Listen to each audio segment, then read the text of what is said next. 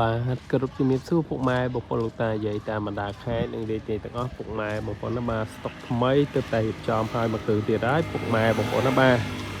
ប្រភេទ GS ឆ្នាំ06ប៉ុង1 full option តែម្ដងពុកម៉ែបងប្អូនអើយមកគឺនេះបាទកាត់បានពីមកចាស់ដើមតតែម្ដងពុកម៉ែបងប្អូនណាបាទធានាជូនឡានថ្មីឯកសារមកចាស់ដើមមកសេតតែម្ដងណាបាទតោះពុកម៉ែបងប្អូនមកមើលសម្រស់ត្រីស06ប៉ុង1 full option នេះជាមួយខ្ញុំបានមកជុំសិនណាពុកម៉ែបងប្អូនណាបាទឡានថ្មីមកគ្រឿងនេះបាទក្លុកកលៀបកញ្ចៅកញ្ចងសាច់ដែកស្អាតមែនតើណាពុកម៉ែបងប្អូនមើលសាច់ដែក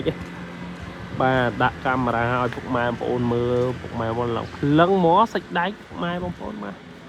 សម្រាប់ពុកម៉ែបងប្អូនដែលធ្លាប់ប្រើ GS បាទ GS គឺជាប្រភេទ sedan បាទជីស្រួលហាប់គ្រឿងក្រមណែនតែម្ដងបាទជីស្រួលណាបាទពុកម៉ែបងមើលសាច់ដៃគេពុកម៉ែបងបើនិយាយរឿងទឹកថ្នាំវិញខ្ញុំឲ្យវាស៊ីន 80% ពុកម៉ែបងបាទឲ្យវាស៊ីន 80% បាទឯកសារមួយសេតជូនពុកម៉ែបងបាទយ៉ាន់សំណុំស៊ីននៅទាំងអស់ពុកម៉ែបងបាទប្រភេទយ៉ាន់ស៊ីនបាទពណ៌ទឹកប្រាក់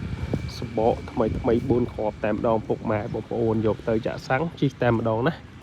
តោះពុកម៉ែបងប្អូនមកជុំក្រៅបង្ហាញពុកម៉ែបងប្អូនរួចរាល់ហើយបាទ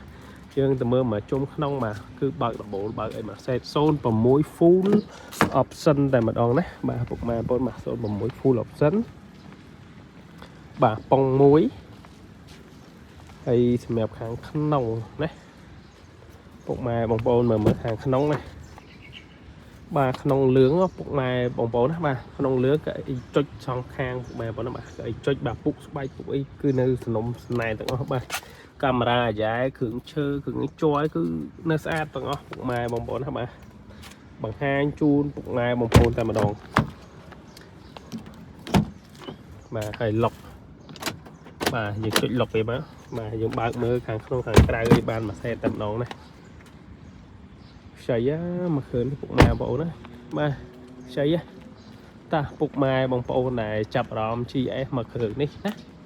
ពុកម៉ែបងប្អូនតាក់ទងមកបាទតាមរយៈលេខទូរស័ព្ទក៏បានតាមរយៈ Telegram ក៏បានពុកម៉ែបងប្អូនណាបាទអរគុណច្រើន